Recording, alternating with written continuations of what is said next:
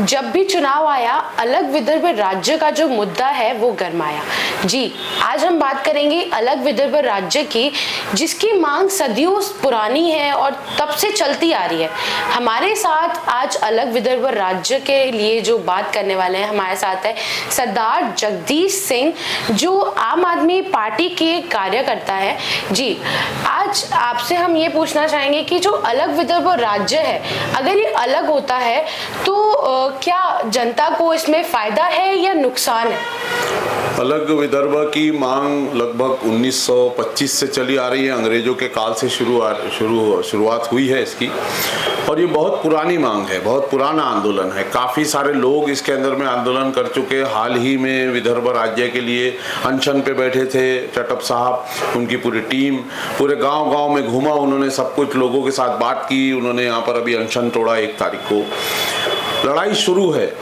हुआ यह है कि विदर्भ के साथ हर पार्टी ने, कांग्रेस हो, बीजेपी हो, हाँ बोलने के बाद में भी कुछ भी उसके ऊपर में कार्रवाई नहीं की। छत्तीसगढ़ बन गया, तेलंगाना बन गया, उत्तराखंड बन गया, झारखंड बन गया, लेकिन विदर्भ तो इतनी पुरानी डिमांड थी, वो बिल्कुल नहीं बनाई गई। नितिन गडकरी जी ने एफिडेविट दिया कि मैं इसकी आवाज पार्लियामेंट में उठाऊंगा, और आज बात तक नहीं करते। फडणवीस ने कहा मैं शादी नहीं करूंगा जब तक विदर्भा नहीं बनता, और आज उनकी परिस्थिति यह है कि विदर्भा पे बात नहीं करते। विदर्भा ने, जिसमें भी हमेशा लोगों ने विश्वास किया कि हाँ ये पार्टी विदर्भा बना देगी, उनके एमएलए चुन के दिए। लोगों ने तो अपना प्रतिसाद दिया कि ये हमारा विदर्भ बनाएंगे, लेकिन चुन के जाने के बाद में उन्होंने कुछ भी नहीं किया। देखिए, हमारे देश में बहुत बड़े बड़े राज्यों को मैनेज करना बहुत मुश्किल होता है, इसलिए हमारी आम आदमी पार्टी की तो बिलीव है कि छोटे छोटे राज्य ज्यादा होना चाहिए, ताकि उसके अंदर गवर्नेंस अच्छे से की जा सकती है, एक साधारण इंसान के रीच में होती है। आज गढ़चिरौली के किसी भी प्रॉब्लम को लेकर के मुंबई में जाना और जा करके अपने प्रॉब्लम के लिए कुछ बातें करना बहुत डिफिकल्ट होता है। गढ़चिरौली वाले के लिए नागपुर में आना या विदर्भा के अंदर में कहीं आना और अपना बात बताना बहुत आसान होता है। कई सारे ऐसी जगह है जहां पर हमारे साथ में ये बहुत सारी प्रॉब्लम है। विदर्भा के पास खनिज है, विदर्भा के पास फॉरेस्ट है, विदर्भा के पास पावर प्लांट है। यहाँ की बिजली इतनी प्रोड्यूस होती है कि 2/3 बिजली तो rest of the state use करता है, फिर भी हमें महंगी बिजली लेना पड़ता है। चंद्रपुर में पावर प्लांट्स है, सीमेंट प्लांट्स है, इतना सारा काम है, वहाँ प्रदूषण का बहुत बड़ा मामला है, कोई गवर्नमेंट का ध्यान नहीं है उसके तरफ में।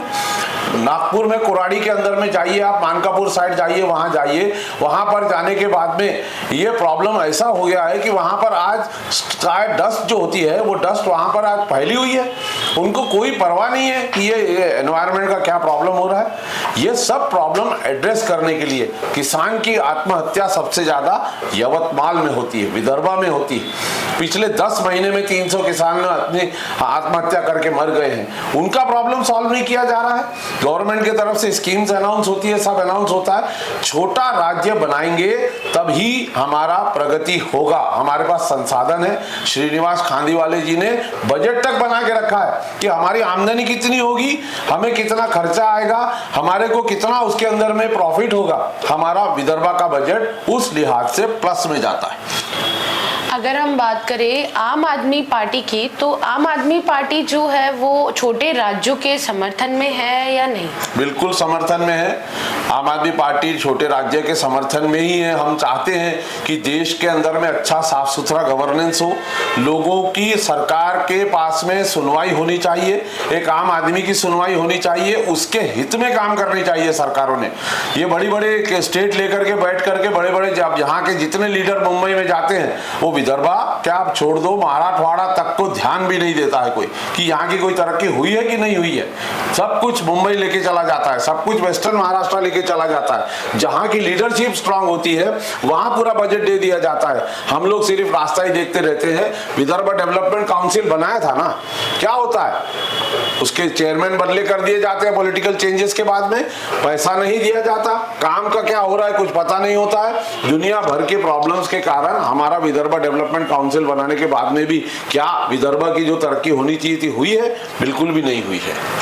अगर हम बात करते हैं कि जब कांग्रेस पार्टी की सरकार थी, तब देवेंद्र फडणवीस ने, नितिन गडकरी जी ने बहुत सारे ऐसे मोर्चे निकाले थे अलग विदर्भ को लेके। अब 5 साल से हमारे यहाँ पे बीजेपी की सरकार है तब भी ये मांग पूरी नहीं हुई है जनता की। तो इस पे क्या कहना चाहेंगे कि ये रणनीति है या सिर्फ पॉलिटिक्स का काम है? हाँ, बीजेपी को सिर्फ भावनाओं से खेलना आता है और भावनाएं भड़का करके कुछ बात करके हाँ हम बीजेपी के लिए, हम विदर्भा के लिए लड़ेंगे। जब अपोजिशन में होते हैं तो उन लोग अपना अलग भाषा वापरते हैं, लेकिन जब सत्ता में आते हैं तब उस पर बात करने के लिए तैयार नहीं होते हैं। यहाँ बहुत सारे मसले हैं। विदर्भा में एक बहुत बड़ा मसला है, मैं आपके चैनल के माध्यम से ये बात हाईलाइट करना चाहूँगा, नजूल का।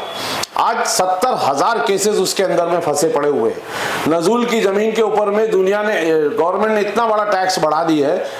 देवेंद्र फडणवीस जी ने क्या कहा था 2019 में, क्या कहा था, हम सत्ता में आएंगे तो 3 महीने में डिपार्टमेंट खत्म कर देंगे। कहाँ डिपार्टमेंट खत्म हुआ? जिनकी 600 रुपए की डिमांड नोट थी, 60 लाख पर की डिमांड नोट उनको पकड़ा दी गई। आपको अनअर्न्ड इनकम देना है, ये देना है, वो देना है। फिर बहुत सारा उसके ऊपर में आंदोलन हुआ, डिस्काउंट दे दी हमने, 80% डिस्काउंट। आज भी उसका जीआर नहीं निकला है। अभी नितिन गडकरी जी ने कुछ उठाया था सवाल उसके ऊपर में, आज भी उसका जीआर नहीं निकला है। आज भी आप वो पैसे वसूल रहे हो, आज भी नसूल डिपार्टमेंट लोगों को दे रहा है। ऐसे बहुत सारे इश्यूज, ज्वलंत इश्यूज विदर्भा के अंदर में हैं और विदर्भा का इशू सिर्फ विदर्भा के लोग आपका सॉल्व कर सकते हैं। मैं आपके चैनल के माध्यम से विदर्भा के लोगों से अपील करना चाहूंगा कि हम अब अलग विदर्भा बनाने की, जब तक लोग अपनी लड़ाई खुद नहीं लड़ेंगे, ये नेताओं के भरोसे कुछ नहीं होने वाला। इनको समझ में आना चाहिए कि इस बार हम अगर विदर्भा के लिए कुछ करेंगे नहीं तो हम इनको वोट नहीं देंगे। बहुत सारे ऐसे लोग हैं जिनका कहना है कि नहीं, हमको विदर्भ अलग नहीं चाहिए, हमारे नागपुर, हमारे विदर्भ, हमारे महाराष्ट्र में ही वो प्रगति होनी चाहिए जो दूसरे विदर्भ में होगी। तो उस पर आपका क्या कहना है कि उन लोगों को क्यों नहीं चाहिए ये चीज? देखिए, ऐसा है कि ये मुंबई वालों की बात की जाए, वेस्टर्न महाराष्ट्र वालों की बात की जाए, मुंबई देश का इकोनॉमिक सेंटर है, वो नहीं चाहता कि विदर्भा बने, क्योंकि महाराष्ट्र का जो फॉरेस्ट रिक्वायरमेंट है उसका 33% फॉरेस्ट रिक्वायरमेंट जो स्टेट का रहता है, उसमें मैक्सिमम शेयर विदर्भा का है। अगर विदर्भा अलग हो जाता है तो महाराष्ट्र स्टेट के पास खुद का फॉरेस्ट नहीं है। ऐसे बहुत सारे प्रॉब्लम है। पावर पूरा हमारे यहाँ से बॉम्बे में यूज होता है, हमारे यहाँ से पूरे एसी, उनके एसी जो चल रहे हैं आज 2/3 पावर यहाँ से 6600 मेगावाट हमारे इलेक्ट्रिसिटी जनरेट होती है। हमको तो 2-2,500 ही काम है, बाकी तो सारे ये लोग ले जा रहे हैं और ये लोग ले जा करके अपने लिए यूज करते हैं।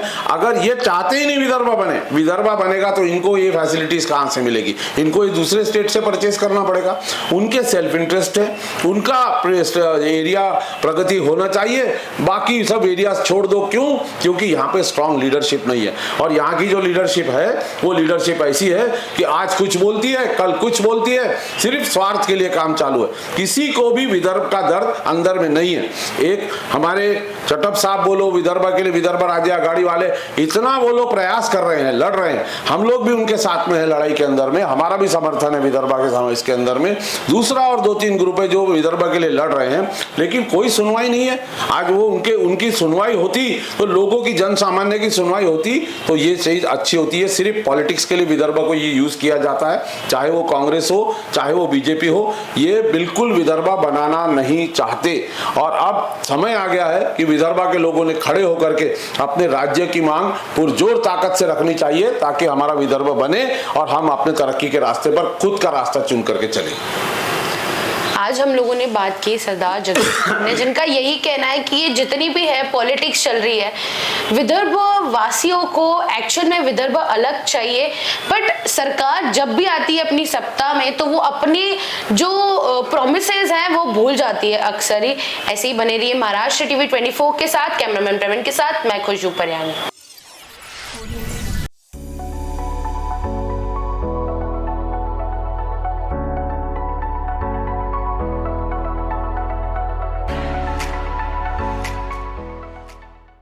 इस शादी सीजन तैयार हो जाइए सेंटर ऑफ अट्रैक्शन बनने के लिए। कैसे? सचिन लाइफस्टाइल के बेहतरीन कपड़ों के साथ। जी हाँ, सचिन लाइफस्टाइल में ladies wear, kids where, men's wear सभी सेक्शन के लिए कपड़े अवेलेबल हैं। और साथ ही में इस शादी की शॉपिंग को पॉकेट फ्रेंडली बनाने के लिए सचिन लाइफस्टाइल लेकर आए हैं आपके लिए फ्लैट 15% का ऑफ। तो अभी आइए और अपनी शादी की शॉपिंग सचिन लाइफस्टाइल से करके जाइए। हमारा पता शताब्दी चौक, बेलतरडी रोड, रामानगर, नागपुर।